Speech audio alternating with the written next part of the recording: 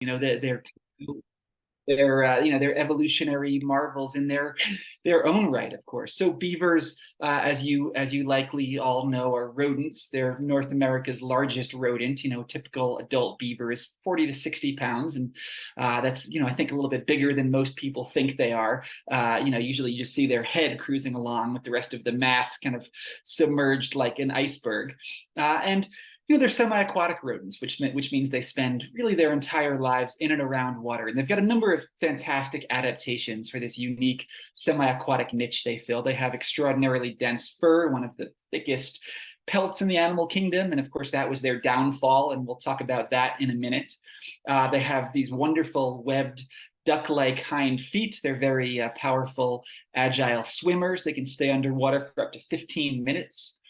They have a second set of eyelids, transparent eyelids known as nictitating membranes that act as goggles underwater, as well as a second set of lips they can close behind their front teeth, kind of like a valve, so they can chew and drag branches underwater without drowning. I think that's kind of the coolest adaptation. And then, of course, what's the beaver's most recognizable feature? What makes a beaver a beaver? It's that tail. And, many of you have probably heard the smack of a tail, a beaver tail hitting the water in the evening. It's kind of an alarm system. It's a fat storage device, so they put on fat for the winter in their tails. It's a kickstand out on land. It's a rudder underwater. The tail is really an amazing kind of multi-purpose appendage.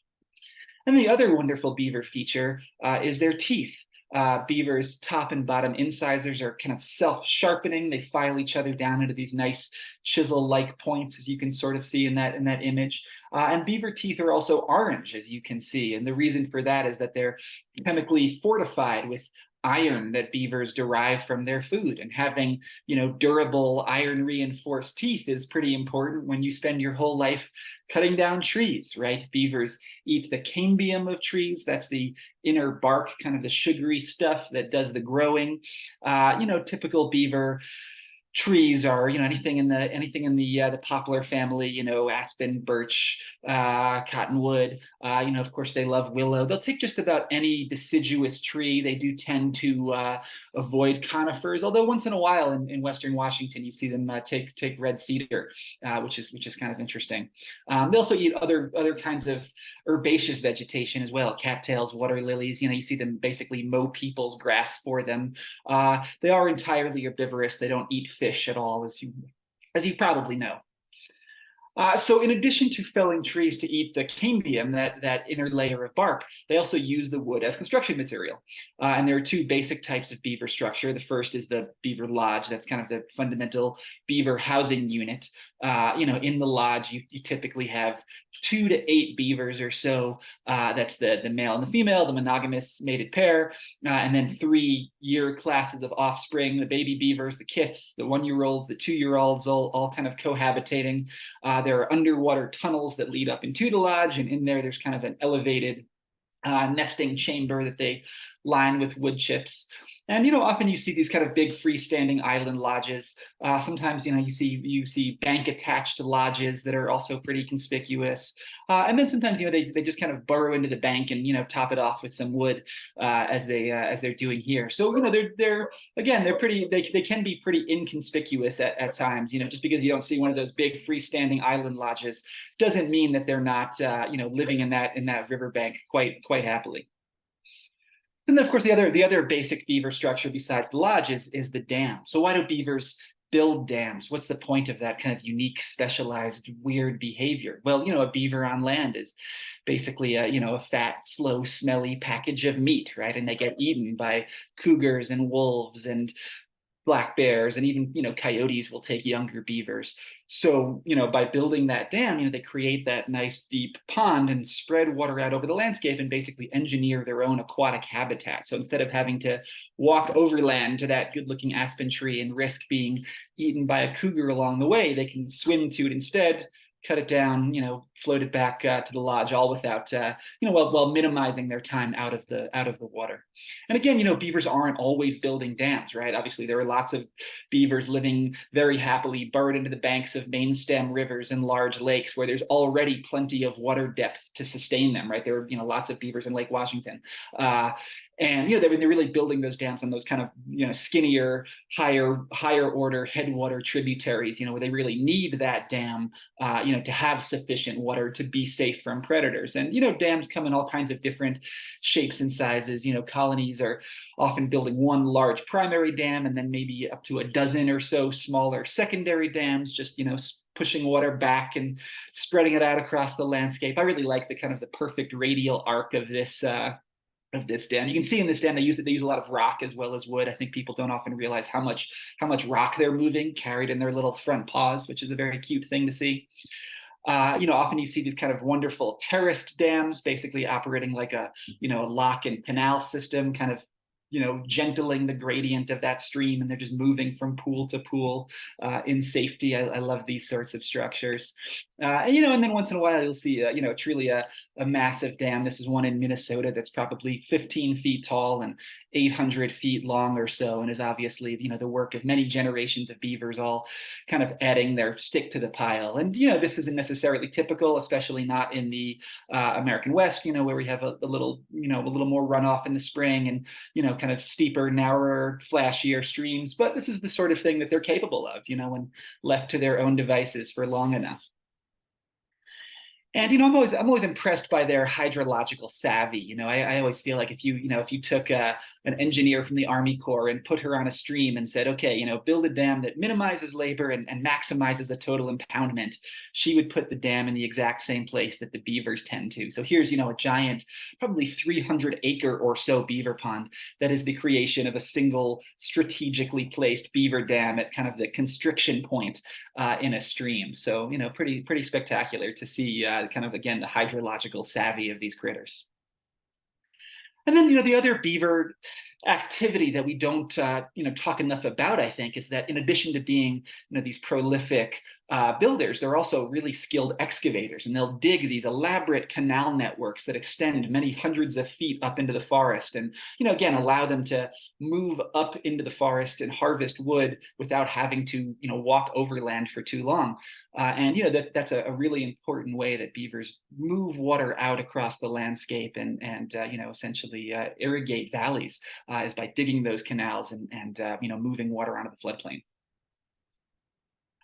So beavers are, they're doing all of this stuff. They're building dams, they're creating ponds, they're digging canals. They're doing it all to enhance their own aquatic habitat, right? But in the process, they also create habitat for lots of other creatures as well. We know that in the American West, wetlands cover about 2% of total land area and support 80% of the biodiversity. And, wetlands are probably a little more common on Bainbridge Island, where you guys are, than in kind of the high desert of Colorado, where I live these days. But, still, wetlands are precious anywhere you live.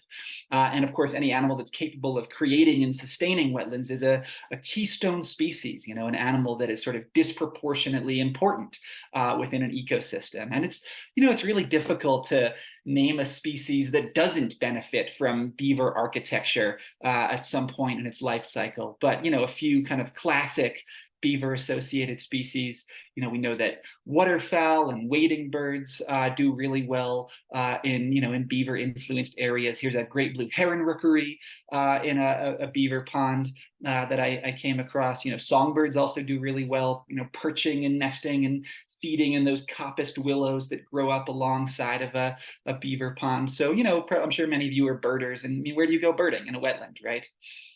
Obviously, other semi-aquatic and water-associated mammals, moose, muskrat, otter, mink, all love hanging out around beavers.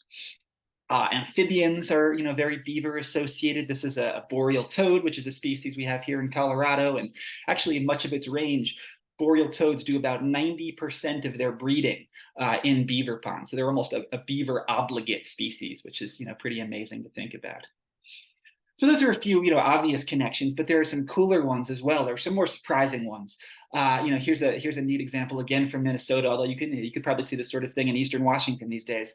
This is a place where beavers left the area. The beaver dam, which you can sort of see, it's that line kind of halfway up the picture. The beaver dam broke, the pond drained, and you're left with this lush, wet meadow, which is, really good forage and habitat for deer and moose and other animals. But, the really cool thing in this image is that here, that lodge was left high and dry after the pond drained.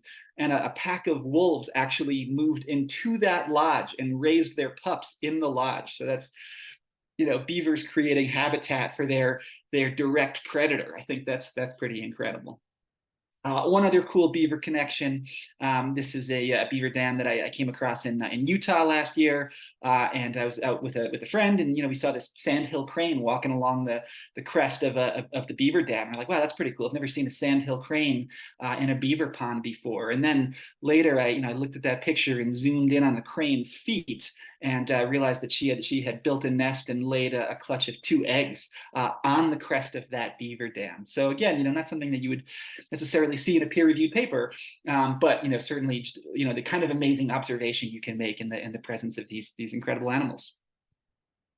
And then, kind of the in some ways the most important beaver beneficiary from a policy or management standpoint, right, are salmonids.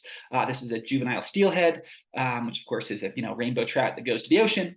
And if you're a juvenile steelhead or a chinook or especially a coho, coho are kind of the classic beaver associated salmon because their fry spend an extra winter in fresh water. If you're a baby fish, you don't want to live in a main stem fast flowing river, right? You want to live in a side channel or a meander or a deep pool or an eddy. You want that complex slow water refuge habitat that beavers create.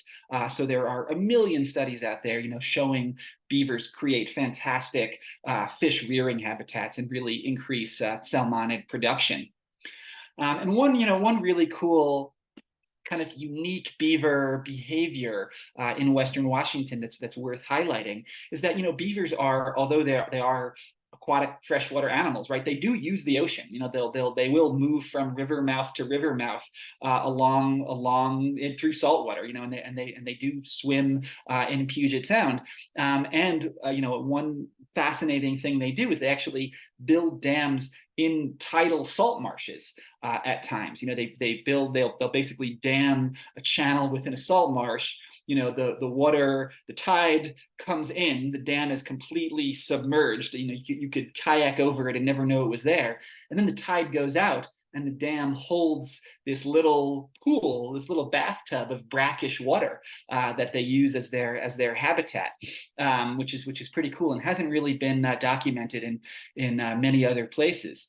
And that those little tidal pockets end up being really good refuge habitat for juvenile salmon that are using that salt marsh.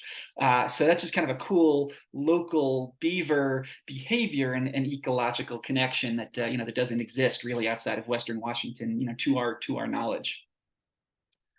So, one common objection when we sort of extol the virtues of beavers as creators of fish habitat is, wait a second, aren't we trying to take dams out of streams right now, right? We're trying to remove dams on rivers like the Elwha and the Klamath now, right? Why would we want to introduce more obstacles to migrating fish? But obviously a beaver dam is nothing like a big human-built concrete dam.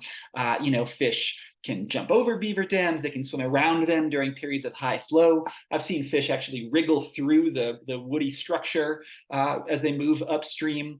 There have been studies documenting individual steelhead crossing more than 200 beaver dams on their way to spawn. And this is more anecdote than data, but this is just a cool picture that I took in a stream outside of Seattle.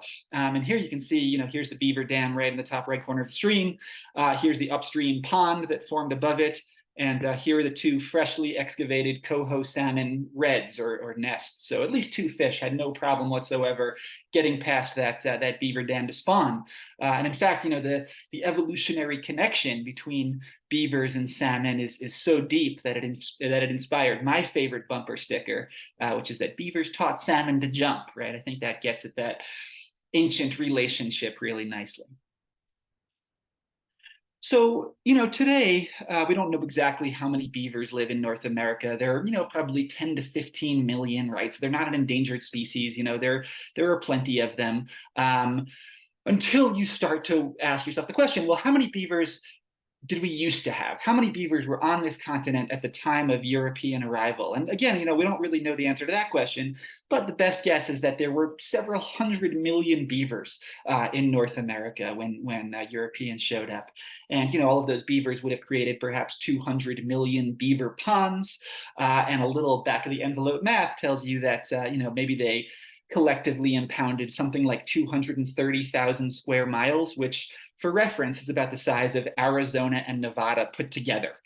So there was quite a bit of land that was underwater thanks to beavers. And, I think that one thing worth highlighting about that is that, beavers' influence on the environment, this idea that they're an ecosystem engineer and a keystone species, that's something that indigenous people have understood for many thousands of years, right? That's not a new idea to Western science. And in fact, many native tribes actually had cultural prohibitions against killing beavers because they recognized that, hey, in arid environments, beavers create these wonderful ecological oases that are really important for many game species like elk and bison. So again, this idea that that we need beavers back on the landscape is not something that that is original to contemporary science. So when I was working on my book, one of the things that I tried to do is sort of reconstruct what this fully beavered landscape might have looked like and how it might have functioned. And I read, explorers' diaries and trappers' journals and railroad survey reports, just trying to get a flavor for, a fully beavered North America. And there's some amazing accounts of, explorers crossing what is today Indiana and not finding a dry place to camp for 100 miles because beavers had so thoroughly ponded everything up, or, encountering these incredible marshes full of waterfowl in places like northern Utah and southern Wyoming, which are essentially desert today. Some of the best beaver accounts come from Lewis and Clark, who describe seeing beaver dams in every single tributary of the Missouri River as far as the eye can see up into the mountains, as they're going through what is now Montana. And Lewis is making observations like this in his journal every single day during the Corps of Discovery's expedition. So it was in 1805 that that Lewis and Clark saw beaver dams as far as the eye could see in every tributary. In 1843, just 38 years later, John James Audubon, of course, the naturalist and painter, traveled the exact same route looking for beavers to paint. He'd kind of moved on from birds and was on this mammal kick, and he was looking for beavers. And he couldn't find a single beaver in the entire Missouri basin where they'd been ubiquitous just 4 decades earlier. So what happened to all of those beavers in just 38 years? What did they turn into? Well, of course, they turned into hats, right? I think that, sometimes we hear the phrase beaver hat and think of like a big fluffy kind of Davy Crockett type of thing. But in fact, beaver hats were these elegant sort of Victorian top hats that were, all the rage back in Europe. And it's really hard to overstate the historical significance of the fur trade. The fur trade really begins in the early 1600s in New England and, moves west rapidly across the continent to the Rocky Mountains. And then, of course, all of John Jacob Astor's guys, he also sends a crew kind of around South America to, set up a trading post on the Columbia River. Other writers have told the story a lot better than I have. But I think the takeaway is basically that, look, every historical event prior to the Civil War has some kind of beaver connection, right? Beavers were really the most important economic resource, along with timber and cod, that European colonists found in the quote unquote New World. The American Revolution, the War of 1812, Louisiana Purchase.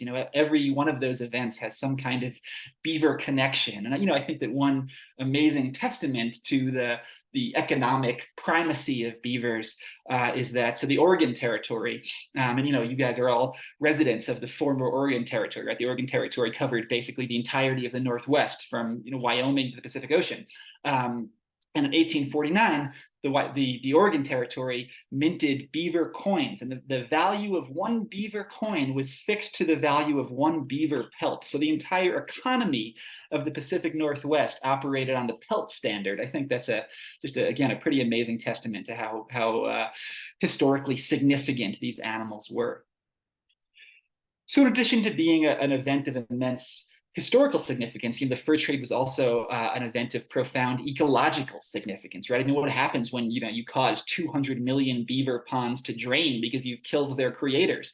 Well, you lose all of that key pond and wetland habitat, right? And I mean, one kind of amazing bit of evidence about what a significant event this was is that in some places in the ocean, the draining of all of these beaver ponds fertilized these enormous plankton blooms, and then the plankton settled out. And the plankton blooms are sort of stimulated by all of the nutrients that had been captured in those beaver ponds. So today, if you took a sediment core, in the Long Island Sound and maybe in Puget Sound, you'd find a layer of diatoms that had been fertilized by all of the nutrients flowing out of these busted beaver ponds. So it's kind of incredible to think about this being really an event of geological significance. And I think that we don't fully recognize how dramatic an event the industrial fur trade was. We don't really think about fur trapping in the same terms as we think about the deforestation of New England or the damming of the Columbia River or the busting of the sod in the Midwest, right? But this was sort of the original sin in a lot of ways. Beaver trapping came before all of that stuff. And here's kind of a classic example. So when you've got a healthy beaver-rich stream, all of those beaver dams are acting like speed bumps, right? They're slowing water down and spreading it out. And when you lose all of those beaver-built speed bumps, there's nothing checking the velocity of water, and you get this really catastrophic erosion and incision, and the stream gets trapped within its banks, and it can't spill onto the floodplain anymore. And we've been talking about these animals as wetland wonders, right? Well, you lose all of those wetlands when the stream can't spill onto its floodplain and rehydrate them. So again, this was an event of truly geological significance. So, by 1900 or so, the beaver population in North America has kind of reached its nadir. We're down to 100,000 beavers or so from as many as 400 million. And they're pretty much all up in Canada. Beavers are functionally extinct in the lower 48. You would have been very hard pressed to find a beaver in the entire state of Washington, certainly. But, fortunately, around 1900, all of these state fish and wildlife agencies and biologists start to wise up to say, hey, wait a second, these are really valuable animals, and we kind of want them back on the landscape. And they begin to reintroduce beavers, using animals from Canada and from Yellowstone National Park, where a few beavers had hung on, and beavers gradually start to recover all over North America. Here's kind of the most famous example of beaver reintroduction, which maybe you've heard of, is the kind of the Idaho beaver reintroduction project in the 1940s, 1948. Idaho had a bunch of beavers that they wanted to stick into what is today the Frank Church Wilderness. And first they tried moving them on horseback, and neither the horses nor the beavers really liked that.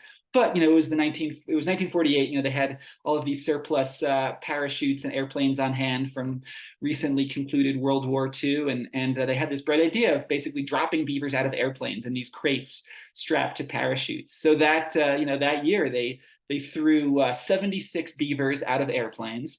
75 of the beavers survived. One beaver, unfortunately, somehow got out of the crate and fell to his death. Very sad.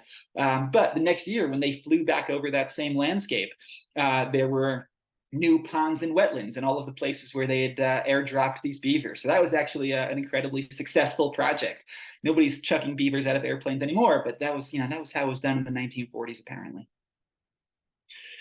So, thanks to all of these reintroductions and some trapping restrictions, beaver populations begin to really rapidly recover, especially in the second half of the 20th century.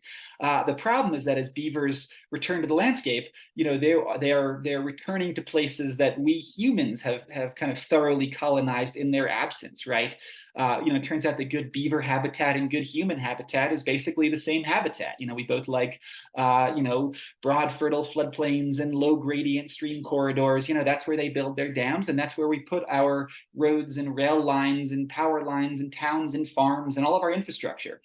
And, when beavers and humans overlap, conflicts can occur, right? I'd argue that, we're the nuisance species more than they are, but, there's no question they can be kind of difficult to live with. Here's a set of railroad tracks in Massachusetts that I visited that beavers had very thoroughly flooded.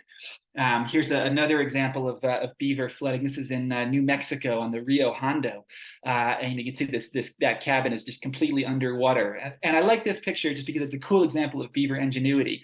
You can sort of see beavers begin their dam in the left-hand corner of the screen. They dam up to the base of the cabin. Then they include the cabin in the dam, and they keep going on the right-hand side of the screen, right? So, again, I wouldn't want to be that landowner necessarily, but you kind of have to admire the the innovation there, and the fact that they're just using whatever we give them. So it was kind of delightful to stumble upon this scene a few years ago.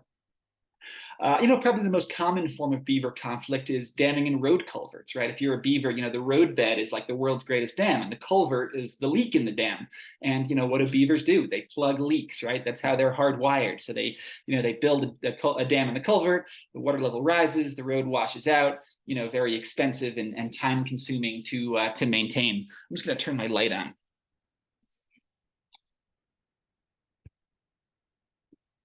So again, that's probably the most common cause of beaver conflict is culvert damming, but they get into all kinds of interesting creative mischief. Here's the story of the beaver that broke into a general store in Maryland and was apprehended while browsing the plastic Christmas tree aisle, which feels like a metaphor for something. So they get into all kinds of interesting trouble, and the way that we almost inevitably or invariably handle those conflicts is by trapping out the offending beaver, almost always lethally.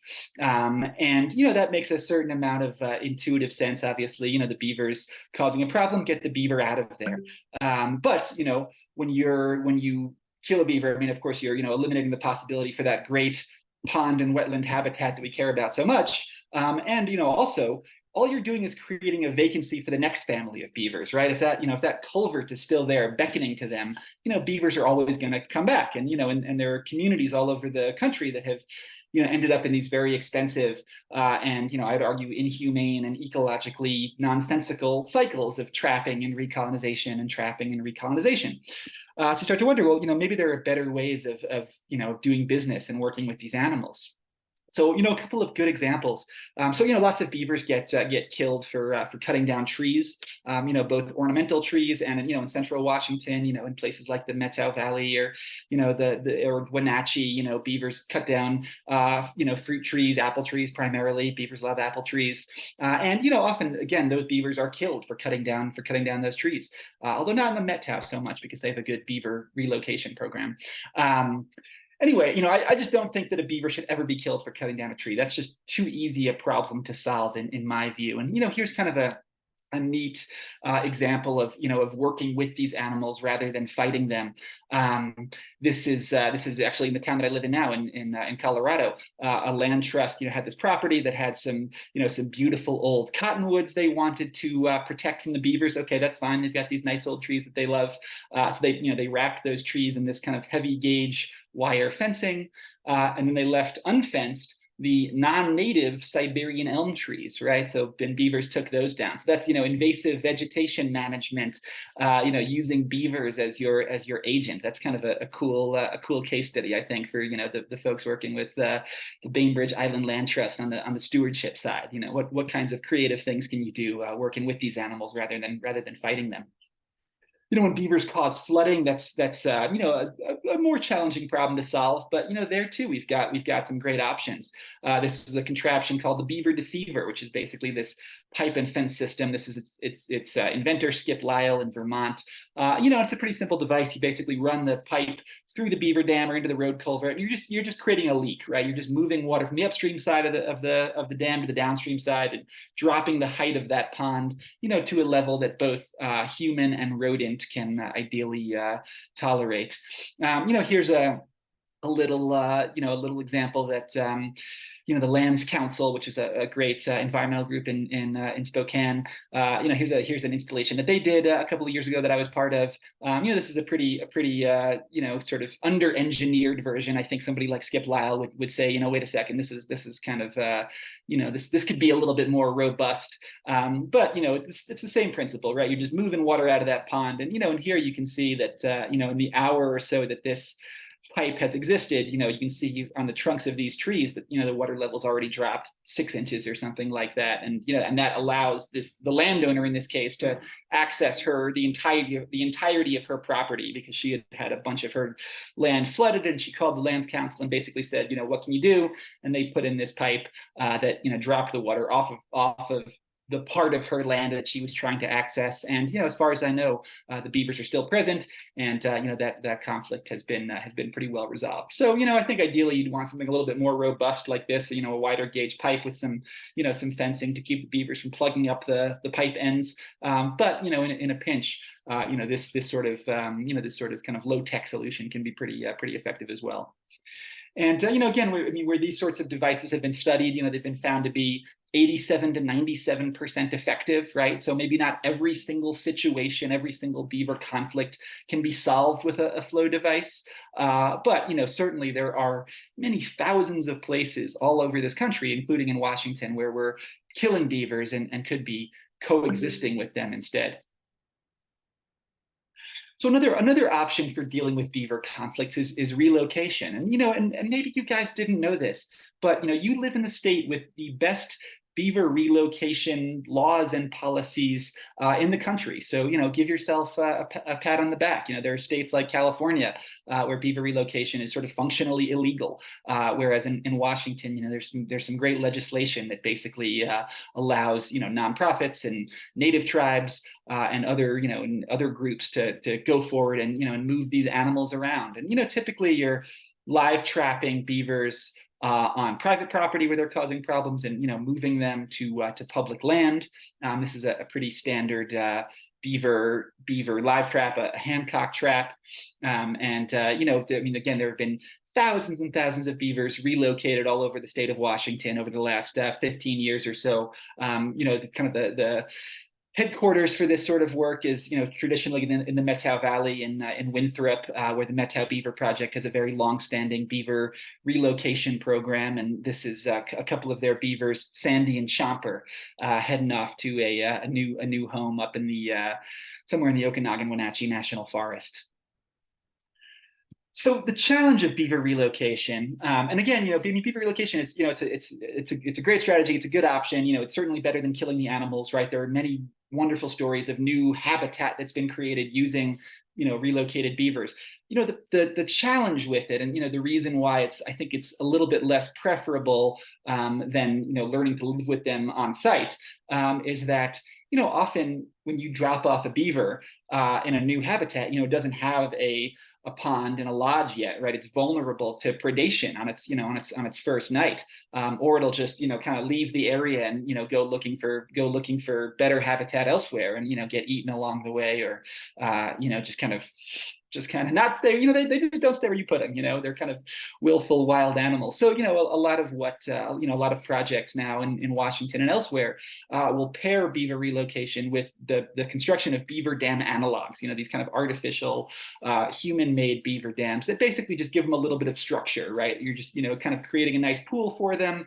You're giving them a kind of a starter dam to build on themselves, and just, kind of preparing that habitat for their arrival and making it more likely that they'll survive and stick around.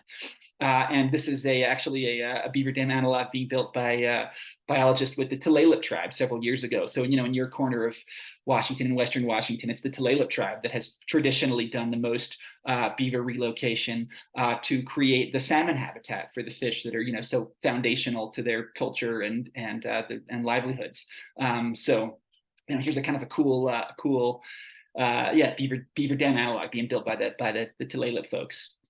And obviously it's again a very low tech, inexpensive stream restoration technique, right? Working with these animals to improve watersheds. Obviously, broken fingers can be an occupational hazard of building these things. And where this technique of beaver dam analog construction was really pioneered was in the Columbia Basin in Oregon, where there was a stream called Bridge Creek that had a beaver population, but beavers weren't really doing all that well. So researchers built 115 of these things, of these beaver dam analogs. The beavers went gangbusters. They built 120 dams of their own.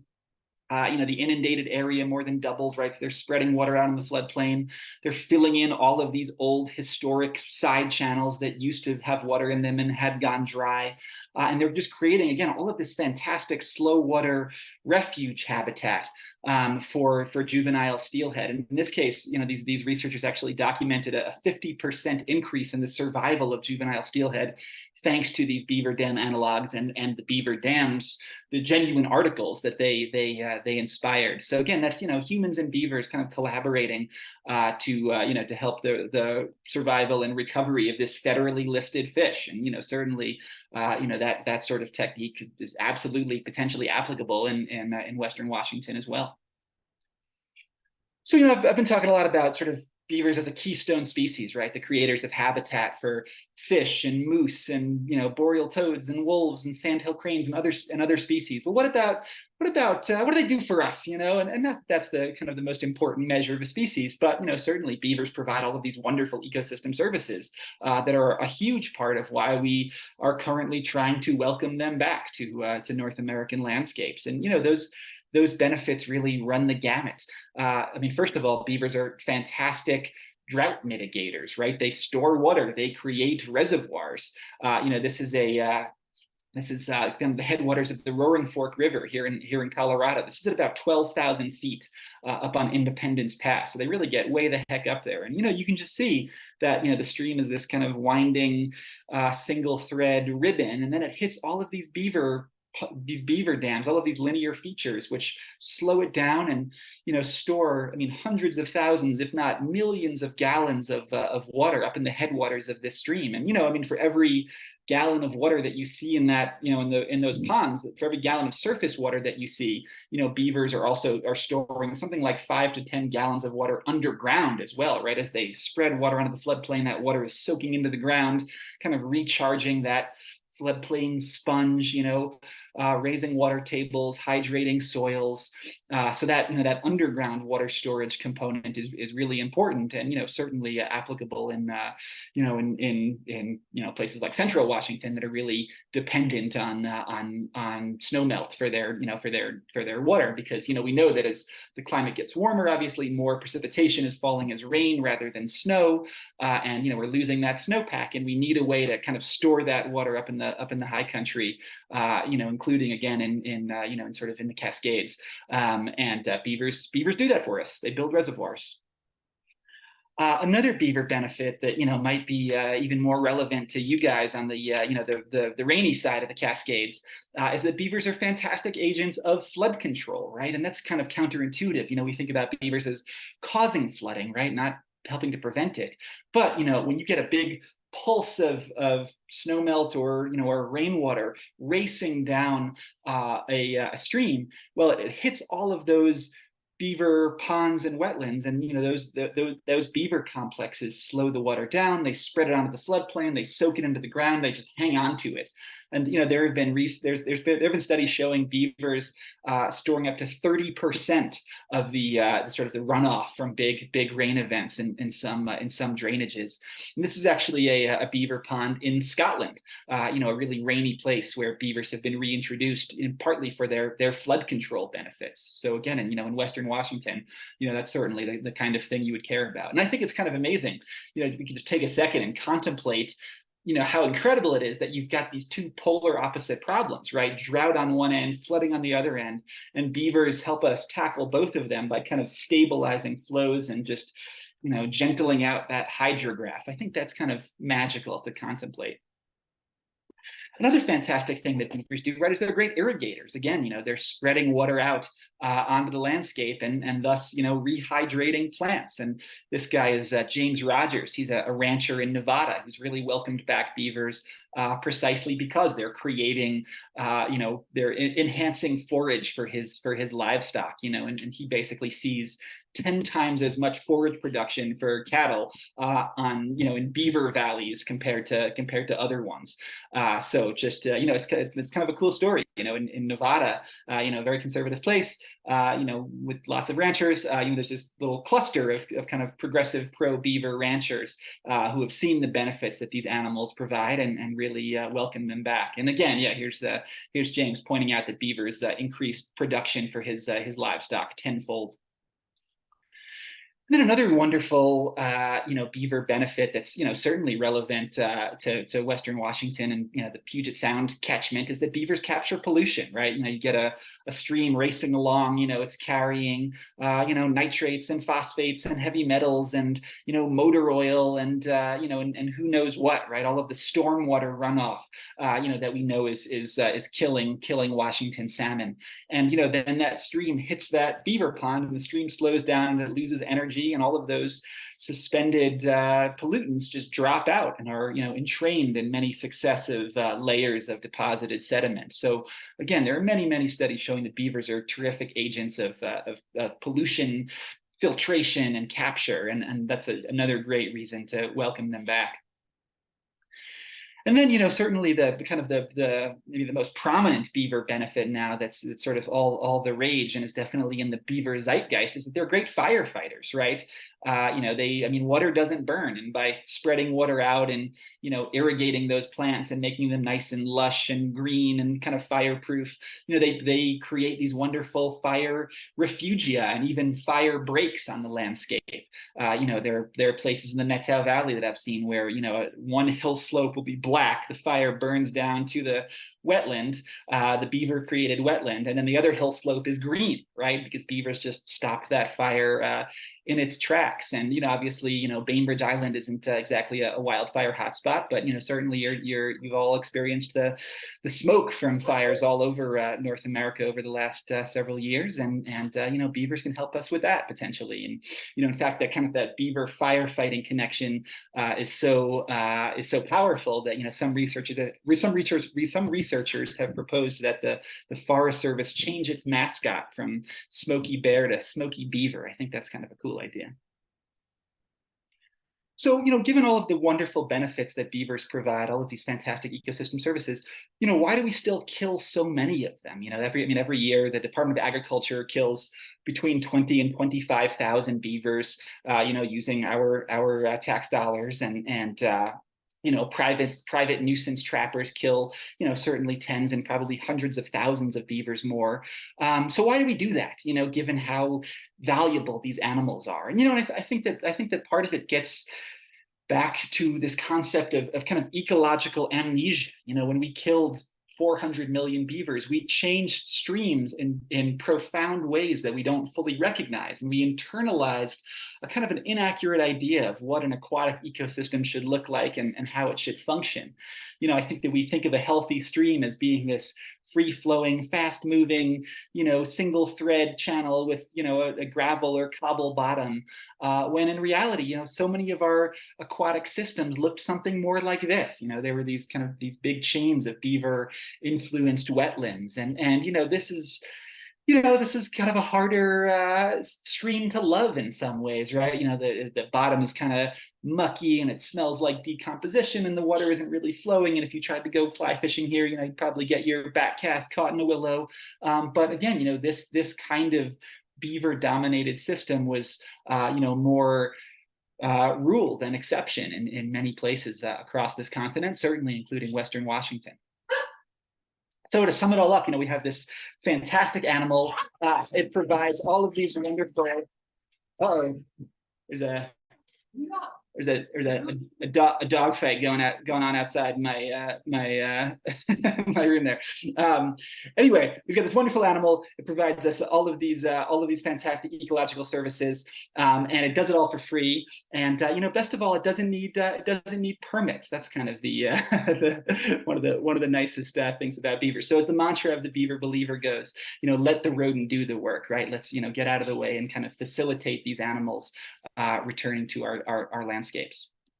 As Fawn mentioned at the start of this talk, I do have another book coming out that I'd be remiss not to mention. That's out next week. If road ecology, the science of how roads and infrastructure shape the planet, sounds like something you're interested in. The book's called Crossings. But we're here to talk about beavers, right? So I'm happy to take a few beaver questions and talk a little bit about the book if you guys would like. So with that, I'll stop sharing my screen. I'll say thank you very much, and I'm looking forward to any questions you might have.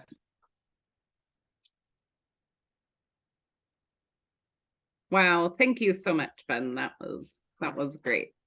We got a few questions in the chat box, and then I also got a couple questions by email. So I'm going to start with the questions that I got by email first, and then we'll move over to the other areas. So by email, I got what's the best time of day to see beavers? Yeah, so beavers are really nocturnal, but they're also crepuscular, right? Which means that they come out at sort of dawn and dusk. So their day starts right as the sun goes down. So if you sit by an active looking beaver lodge or dam, around sundown, your odds of seeing them are pretty good. Thank you. And then same person asked if the water is at the right depth where the lodge is, do they need to build a dam?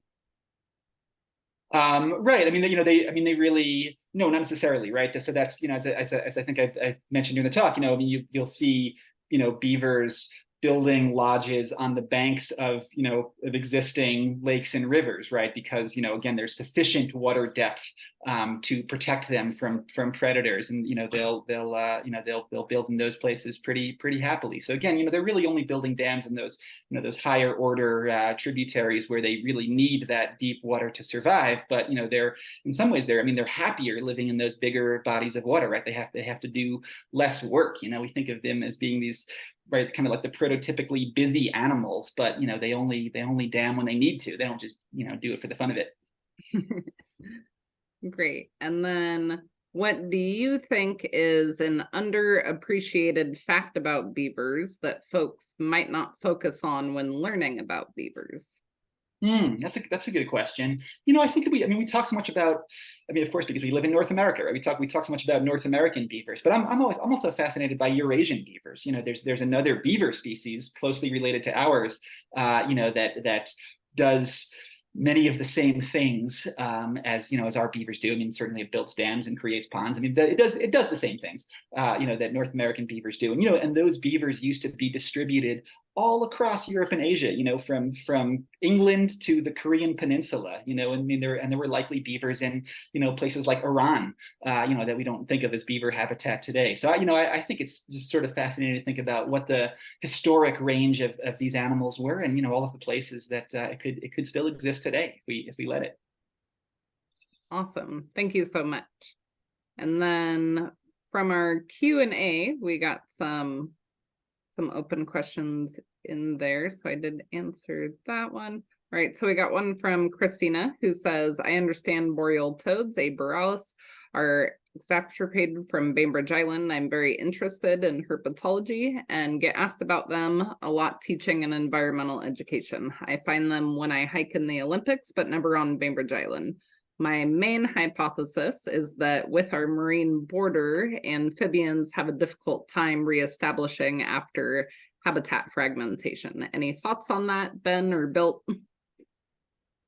No, that hypothesis makes perfect sense to me. But I don't know a whole lot about the amphibians of Bainbridge Island, so I can defer that to you, Fawn, or somebody else.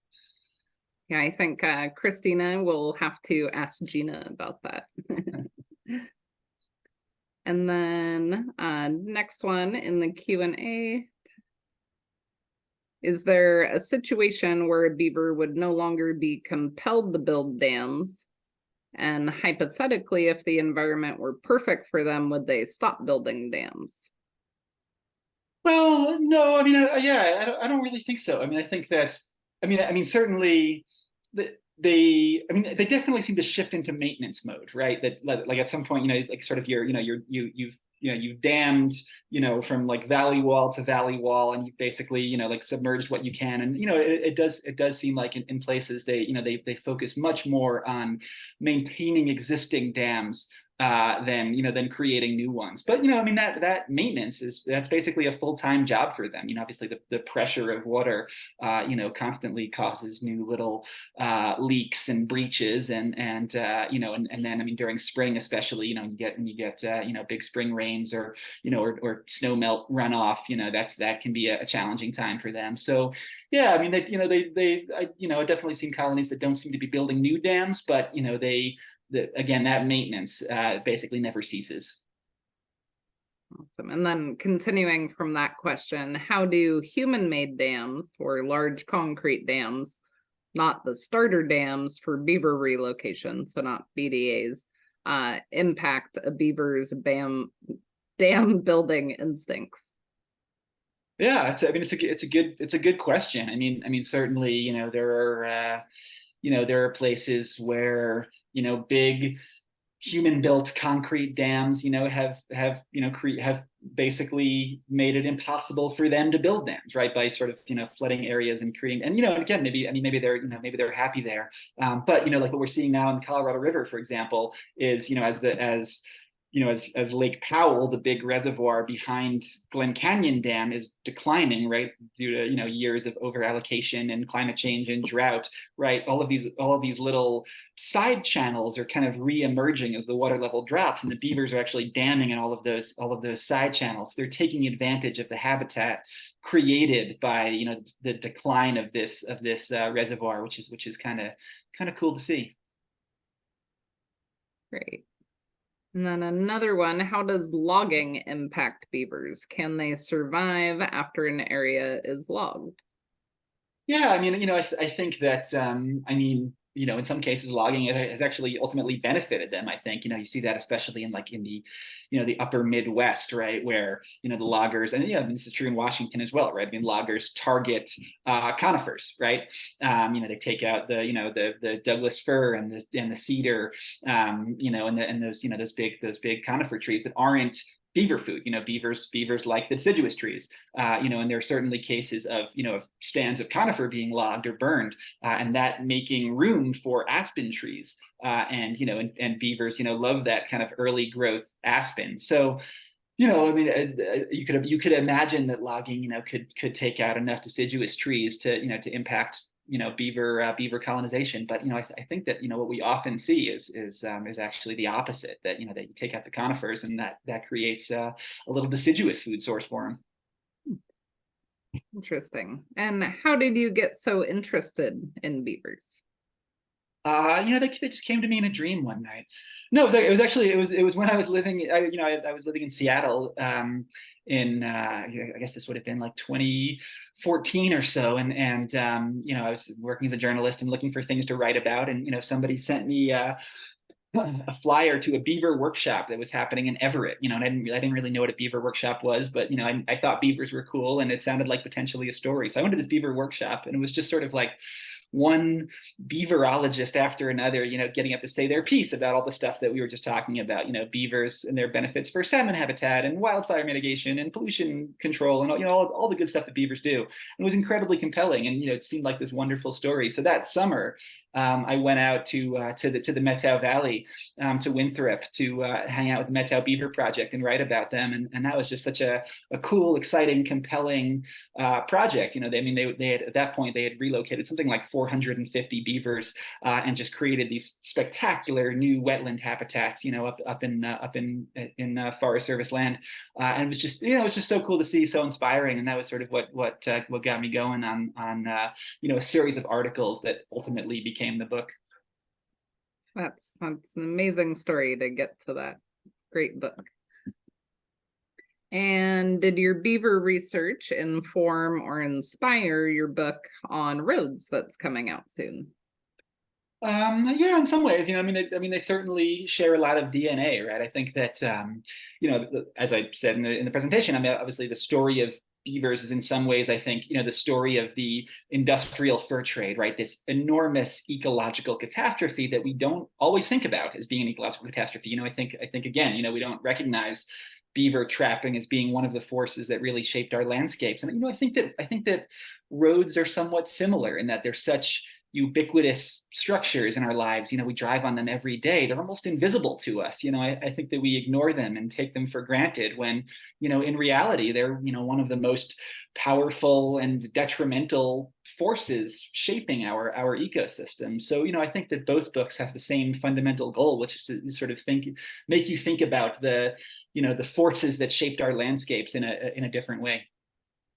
Excellent. Thank you. And then we got a question about beaver teeth. How are beaver teeth fortified with iron? Is it genetic? Is it diet-based? And if they have an iron deficiency, how does that impact their teeth? Yeah, that's a good question. So it is diet based. It's derived from the bark that they eat from the cambium. And they get lots of different sort of compounds and nutrients, from different tree species they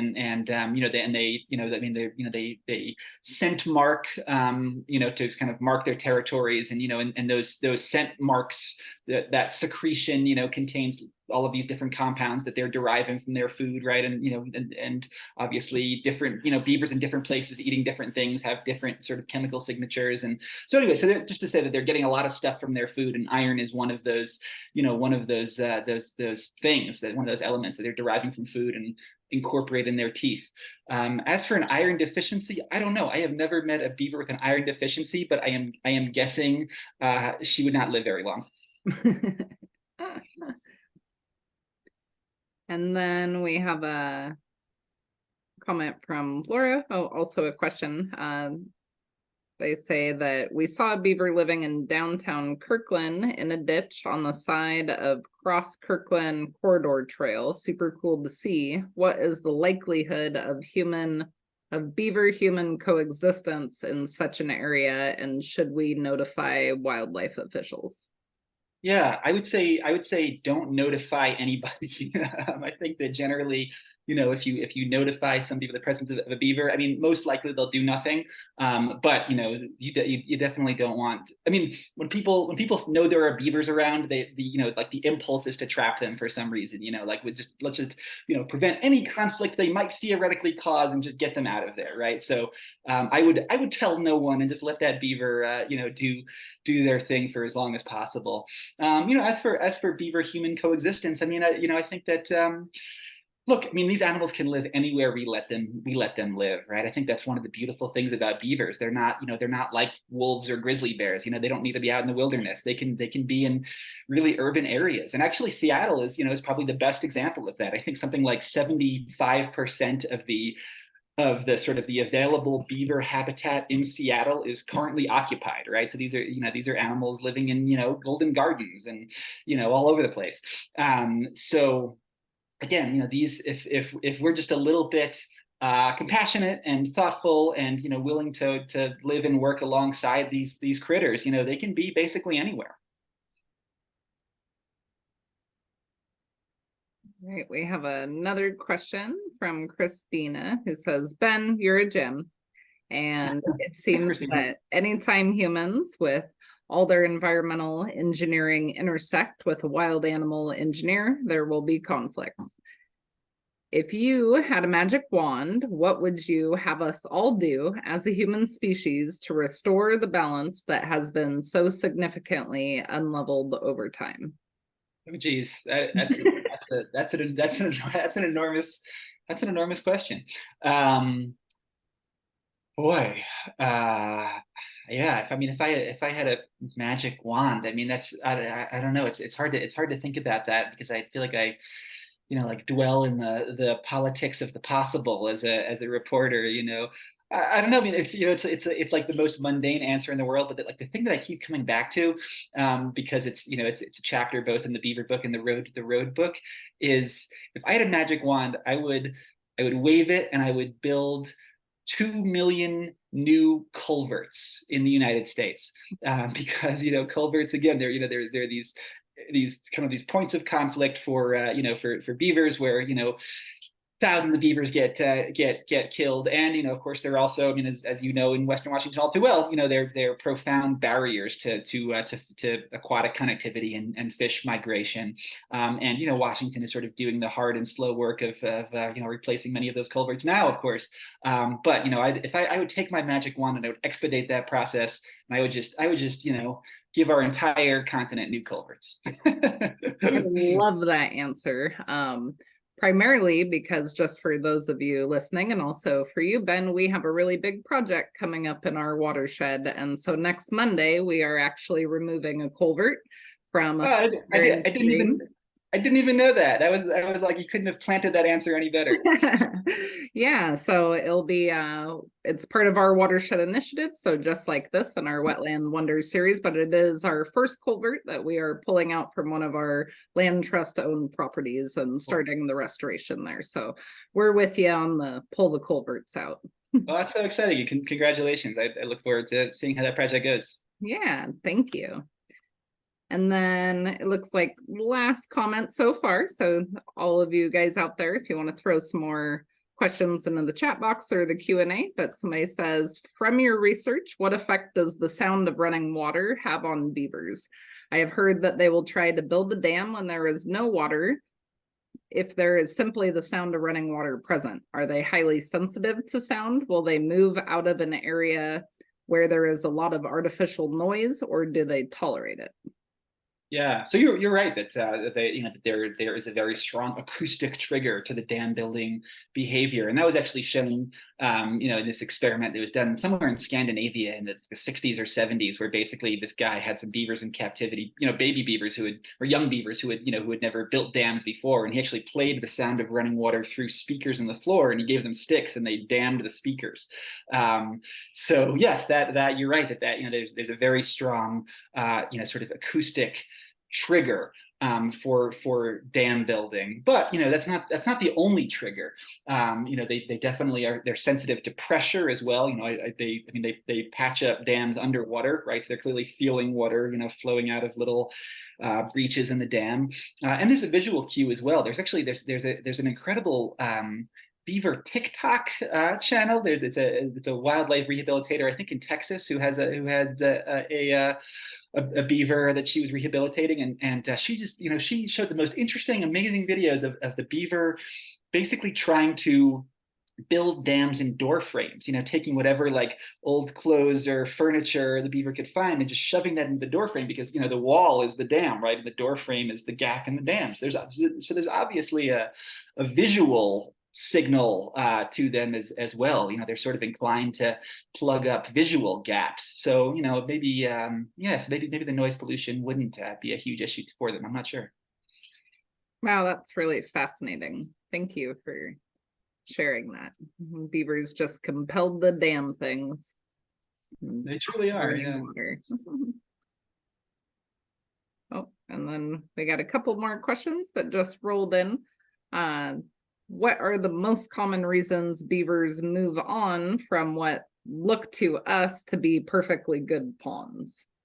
Yeah, it's hard to say. I mean, certainly they get predated, right? I think often, in places with cougars, especially, if beavers are kind of present one day and gone the next, they could have been eaten. They contract disease. Tularemia is kind of the leading beaver disease, and that will just kind of like run through a watershed and wipe out a big chunk of the beaver population.